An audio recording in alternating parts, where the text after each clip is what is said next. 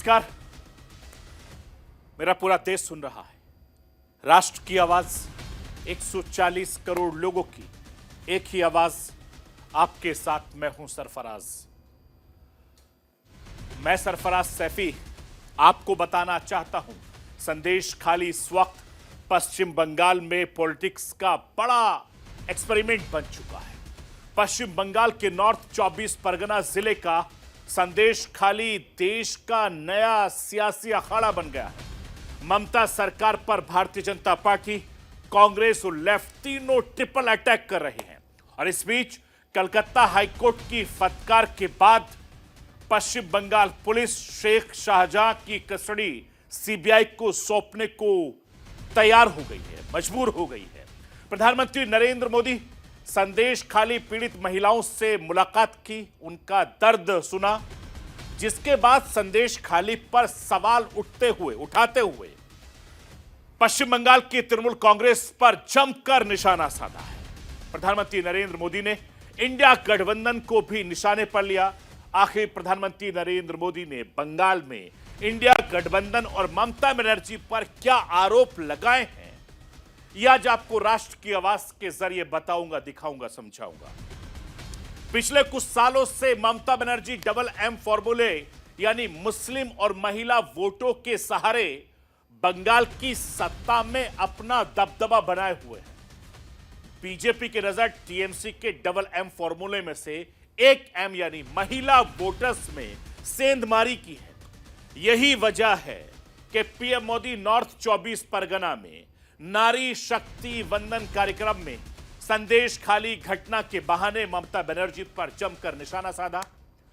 PM Modi का पिछले 5 दिनों में यह बंगाल का दूसरा दौरा है और दोनों ही दौरे में पीएम मोदी तृणमूल कांग्रेस सरकार पर जमकर बरसते रहे, बिना दीदी का नाम लिए। और बीजेपी का इस बार बंगाल में प्लान क्या है? क्या ममता बनर्जी डबल एम फॉर्मूले जो बीजेपी के निशाने पर है, उसका क्या असर होने वाला है, वो भी राष्ट्र की आवाज के जरिए समझाने की कोशिश करूंगा।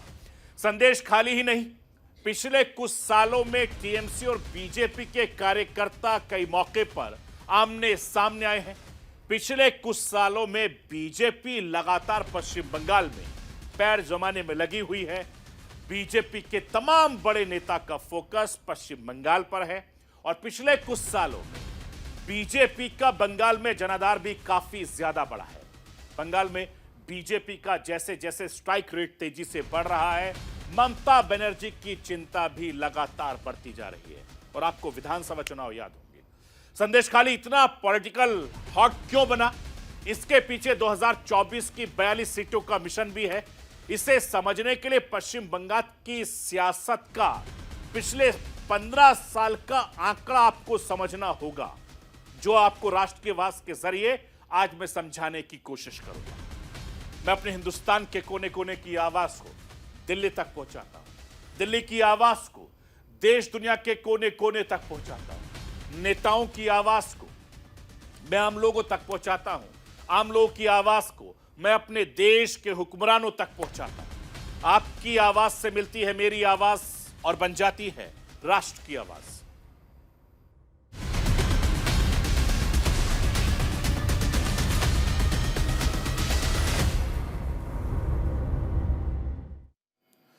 चुनावी मौसम में संदेश खाली पश्चिम बंगाल का सियासी अखाड़ा इस वक्त बना हुआ है। नॉर्थ 24 परगना के संदेश खाली में टीएमसी नेता शाहजहां शेख और उसके गुर्गे पर महिलाओं के साथ अत्याचार करने का गंभीर आरोप है।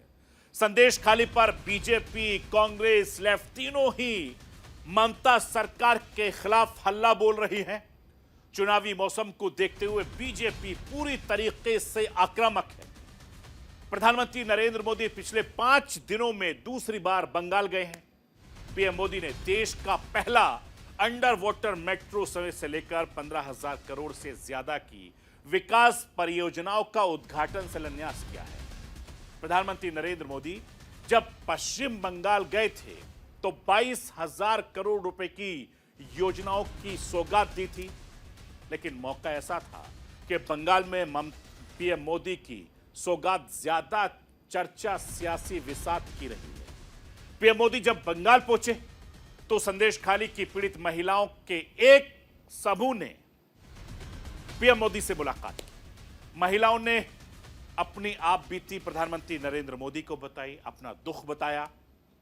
पीएम मोदी ने भी एक पिता की तरह घर के बड़े होने के नाते उन्हें समझाया, उनका दर्द सुना और जो उनको आपसी बातचीत करनी थी वो उन्होंने की। इससे पहले 24 नॉर्थ परगना जिले के बारासात में एक जनसभा को संबोधित किया था। इसी जिले में संदेश खाली भी आता है, जहां 2 महीने पहले महिलाओं ने अत्याचार की शिकायत पुलिस से की थी। ममता बनर्जी सरकार पर आरोप लगाया। पीएम मोदी ने बारासात से संदेश खाली की जनता को संदेश दिया और संदेश खाली के मामले को उन्होंने उठाया। पश्चिम बंगाल की तृणमूल कांग्रेस पर जमकर निशाना साधा है। पीएम मोदी ने क्या कुछ कहा है वो राष्ट्र की आवाज के जरिए आपको सुनवाना चाहता हूं, सुनिए। टीएमसी के राज में नारी शक्ति पर अत्याचार का घोर पाप हुआ है। मां बोने देर संगे अत्याचार करे टीएमसी घोर पाप करे छे। संदेश खाली में जो कुछ भी हुआ उससे किसी का भी सिर शर्म से झुक जाएगा, लेकिन यहां की टीएमसी सरकार को आपके दुख से कोई फर्क नहीं पड़ता। टीएमसी सरकार बंगाल की महिलाओं के गुनहगार को बचाने के लिए पूरी शक्ति लगा रही है, लेकिन पहले हाई कोर्ट और फिर सुप्रीम कोर्ट से भी राज्य सरकार को झटका लगा। मैं आपको यह बताना चाहता हूं कि पश्चिम बंगाल में महिला अत्याचार का मुद्दा बीजेपी उठाती है तो टीएमसी सफाई देने की वजह उल्टे बीजेपी को घेरती है। मणिपुर से लेकर उत्तर प्रदेश तक महिलाओं पर अत्याचार की घटना टीएमसी गिनाती है। मैं आपको पश्चिम बंगाल की मुख्यमंत्री ममता बनर्जी को सुनवाना चाहता हूं, सुनिए कि वो किस तरीके से भारतीय जनता पार्टी को घेरने की कोशिश कर रही हैं, क्योंकि ममता बनर्जी राजनीति की बहुत माहिर खिलाड़ी हैं। और आपको विधानसभा चुनाव भी याद होंगे, जब बंगाल में विधानसभा चुनाव हो रहे थे, अकेली ऐसी मुख्यमंत्री हैं, अकेली ऐसी नेता हैं जो भारतीय जनता पार्टी को मुंहतोड़ जवाब देती हैं। सुनिए आप। আর যেভাবে এসব চলছে আমরা চাই ইম্পার্শিয়াল ইলেকশন।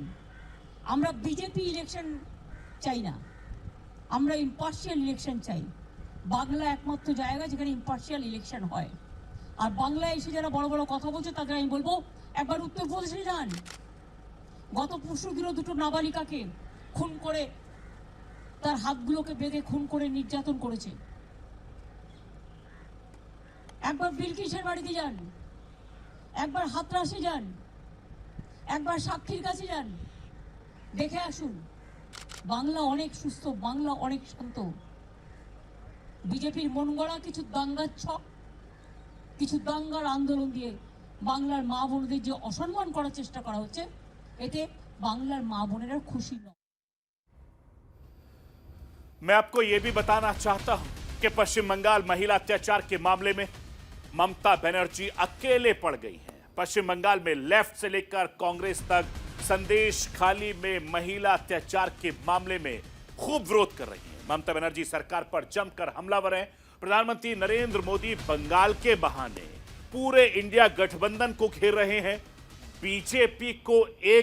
बीजेपी को सिर्फ एक महिला उत्थान करने वाली पार्टी बता रहे हैं। मैं आपको यह भी बताना चाहता हूं, पीएम मोदी ने बंगाल में गिनाया कि केंद्रीय योजनाओं की वजह से बंगाल में 3 करोड़ जनधन खाते खुले, 10 करोड़ देश भर में सेल्फ हेल्प ग्रुप में 1.25 करोड़ से ज्यादा बंगाल में महिला समूहों को मिला, देश भर में 8 लाख करोड़ की मदद मिली। तो 90,000 करोड़ बंगाल की महिलाओं को मिले हैं। इसके अलावा देश भर में 1 करोड़ लखपति दीदी बनी, में से 16 लाख लखपति दीदी बंगाल से ताल्लुक रखती हैं। मुद्रा योजना में भी 1.25 लाख करोड़ रुपए का कर्ज बंगाल की महिलाओं को मिला है। ये तमाम वो आंकड़े हैं जो प्रधानमंत्री नरेंद्र मोदी बार बार गिना रहे हैं, लेकिन ममता बनर्जी इन पर लगातार सवाल उठा रही हैं। ममता सरकार पर केंद्रीय योजनाओं पर रोड़ा अटकाने का आरोप लगाते हुए प्रधानमंत्री नरेंद्र मोदी ने इंडिया गठबंधन को पीएम मोदी ने महिला विकास विरोधी बताया है। मैं आपको सुनवाना चाहता हूं कि पीएम मोदी कैसे पश्चिम बंगाल से इंडिया गठबंधन पर लगातार निशाना साध रहे हैं। आप वो भी सुन लीजिए। इंडिया अलायंस क्या कर रहा है, ये भी देश को जानना जरूरी है। केंद्र की भाजपा सरकार बहन बेटियों के हित में जो भी प्रोग्राम बनाती है, इंडी गठबंधन की राज्य सरकारें उस पर ब्रेक लगा देती है। हमने बेटी बचाओ बेटी पढ़ाओ अभियान चलाया तो देश में लाखों बेटियों का जीवन बचा, लेकिन यहां टीएमसी सरकार ने कभी बेटी बचाओ बेटी पढ़ाओ अभियान को बंगाल में लागू नहीं होने दिया। मैं आपको यह भी बताना चाहता हूं, ममता बनर्जी का मजबूत दुर्ग माना जाता है और ममता बनर्जी डबल एम फॉर्मूले यानी मुस्लिम और महिला वोटर के सहारे बंगाल की सियासत में अपना दबदबा बनाए हुए हैं। लगातार सत्ता पर काबिज है। 2024 में पश्चिम बंगाल में क्लीन स्वीप का टारगेट सेट किया है। लोकसभा चुनाव की सियासी सरगर्मी के बीच संदेश खाली की घटना ने भारतीय जनता पार्टी को ममता बनर्जी पर हमला करने का मौका दे दिया। इसके अलावा बीजेपी की नजर टीएमसी के डबल एम फॉर्मूले किसे है, यानी एक एम जैसे मैंने आपको बताया कि महिलाओं का है और दूसरा मुस्लिम्स का है। इसमें सेंधमारी को कोशिश हो रही है। इसी को देखते हुए पीएम मोदी ने नॉर्थ 24 परगना में नारी शक्ति वंदन कार्यक्रम में संदेश खाली घटना के बहाने ममता बनर्जी की सरकार को घेरा, उन पर निशाना साधा बिना नाम लिए और बंगाल की माताओं बहनों को अपना परिवार भी बताया। पीएम मोदी ने संदेश खाली की घटना उठाई, बल्कि पीड़ित महिलाओं से मुलाकात भी की। इसके अलावा पीएम मोदी ने इससे पहले एक मार्च को हुगली जिले में आरामबाग में एक रैली को संबोधित करते हुए संदेश खाली घटना को भी उठाया था उस दौरान। और पीएम मोदी ने कहा था कि पूरा देश बंगाल के हालत मां माटी और वकालत करने वालों का आचरण को देख रहा है। मैं एक बार फिर से नरेंद्र मोदी को सुनवाना चाहता हूं। सुनिए कि बंगाल की सरकार को वो किस तरीके से घेर रहे हैं। साथियों, देश की इन उपलब्धियों के बीच बंगाल की स्थिति भी आज पूरा देश देख रहा है। मां, माटी, मानुष, ये इसके ढोल पिटने वाली टीएमसी ने संदेश खाली की बहनों के साथ जो किया है वो देखकर पूरा देश दुखी है। मैं आपको यह बताना चाहता हूं कि पश्चिम बंगाल में बीजेपी को ममता बनर्जी को इस बार घेरने के लिए कोई बड़ा मुद्दा नहीं मिल रहा था। ऐसे में संदेश खाली की घटना ने भारतीय जनता पार्टी को ममता बनर्जी के खिलाफ सियासी माहौल बनाने का एक बड़ा मौका दे दिया। यही वजह है कि संदेश खाली की घटना के बाद से भारतीय जनता पार्टी पूरे दमखम के साथ मैदान में उतर गई। टीएमसी को कटघरे में खड़ा करना लगातार शुरू कर दिया और संदेश खाली के बहाने टीएमसी को महिला विरोधी साबित करने की कोशिश हो रही है। आखिर ऐसा क्यों, वो भी राष्ट्र की आवाज के जरिए आपको समझाना चाहता हूं। क्यों भारतीय जनता पार्टी लगातार ममता बनर्जी की पार्टी को घेरने की कोशिश कर रही है। जैसा मैंने आपको बार बार बताया कि Mamata Banerjee double M factor के जरिए लगातार बंगाल में काबिज है। एक तो खुद महिला हैं और उनकी बंगाल की महिलाओं में बहुत शानदार पकड़ है, क्योंकि पश्चिम बंगाल में ममता बनर्जी की सियासी ताकत मुस्लिम वोटर है, महिला वोटर है, जिसके सामने लेफ्ट से लेकर बीजेपी तक सामना नहीं कर पाती है। और ममता बनर्जी तीसरी बार इन्हीं दो फैक्टर के जरिए बंगाल की मुख्यमंत्री बनी हुई है। संदेश खाली घटना ने 2024 के लोकसभा चुनाव में टीएमसी के सियासी चुनौती के सामने बहुत बड़ा खड़ा कर दिया है और बीजेपी इस घटना पर टीएमसी को घेरकर 2024 में अपनी 18 लोकसभा सीटों को बढ़ाकर 20 के पार ले जाना चाहती है, जबकि ममता बनर्जी संदेश खाली की घटना के डैमेज कंट्रोल से जुड़ा हुआ देख रही है और इसीलिए बीजेपी इस बार ममता बनर्जी का नाम किसी भी सभा में, किसी भी रैली में नहीं ले रही है, सीधा टीएमसी कहकर संबोधित कर रही है। मैं आपको यह भी बताना चाहता हूं कि दोनों ही दलों में महिला वोटरों पर फोकस के पीछे का समीकरण भी समझ लीजिए। राष्ट्र की आवाज के जरिए आपको पिछले 4 चुनाव के आंकड़ों को दिखाना चाहता हूं, बताना चाहता हूं, समझाना चाहता हूं। समझ लीजिए, 2004 के लोकसभा चुनाव में देश में पड़े वोटों में 53.3% भागीदारी महिलाओं की थी, तो साल 2009 में यह आंकड़ा बढ़कर 55.8% हो गया। 2014 में 65.5% और 2019 में 66.9% तक पहुंच चुका था। मतलब साफ है कि हर गुजरते साल के साथ महिला मतदाताओं की तादाद और भागीदारी लगातार बढ़ रही है और इस भागीदारी का सबसे ज्यादा फायदा किसको मिल रहा है उसको भी समझना बहुत ज्यादा जरूरी होगा। जो आंकड़े मैं आपको दिखा रहा हूं उन आंकड़ों के मुताबिक साल 2014 में 26 करोड़ महिला मतदाताओं ने वोट दिया, जिसका 29% हिस्सा अकेले भारतीय जनता पार्टी को गया था। लेकिन 2019 के चुनाव में जब 29 करोड़ महिलाओं ने वोट किया तो उसका 36% हिस्सा फिर से बीजेपी को गया।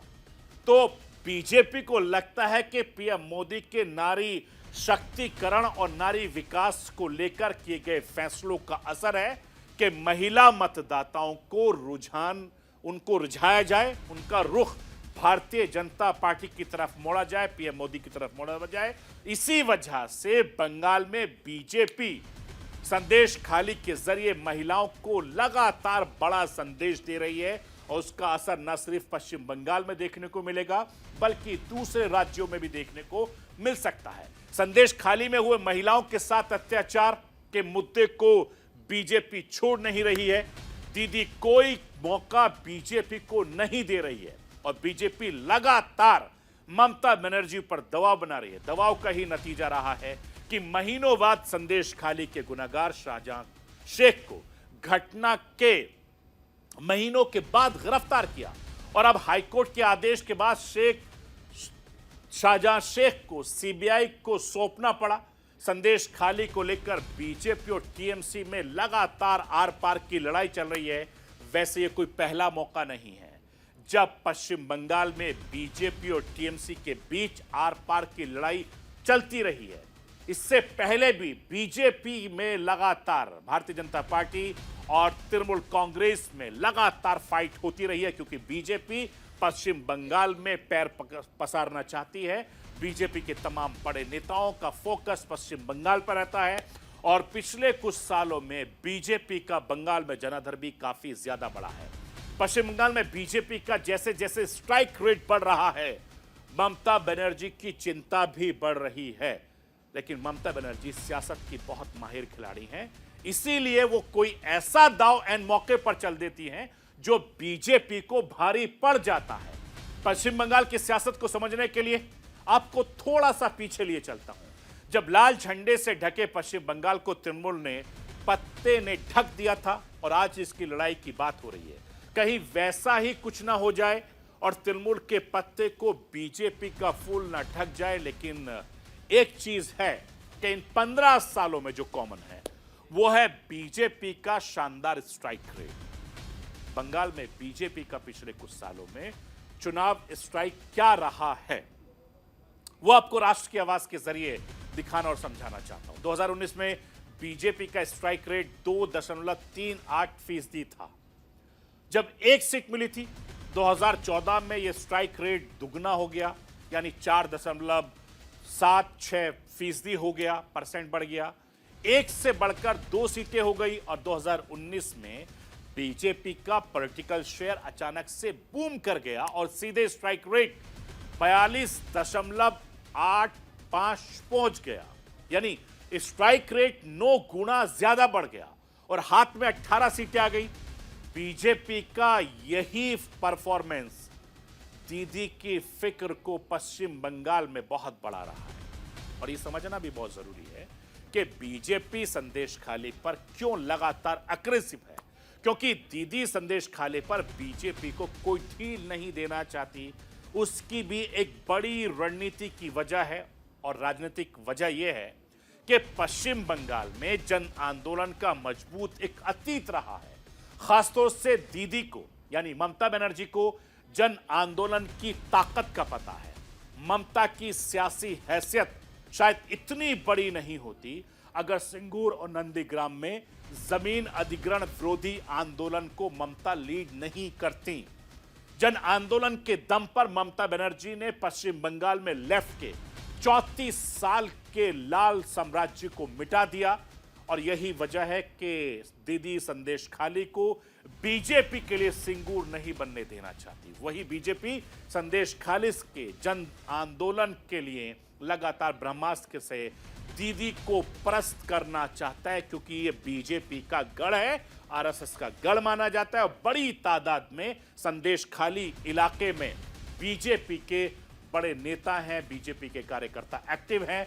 चूंकि यहां भारतीय जनता पार्टी का जनाधार बहुत ज्यादा है और ममता बनर्जी का यहां पर जनाधार बहुत कम माना जाता है, इसीलिए Bharatiya Janata party front foot पर खेल रही है और ममता बनर्जी को बैकफुट पर लाने की कोशिश कर रही है। लेकिन ममता बनर्जी सियासत की बहुत माहिर खिलाड़ी हैं।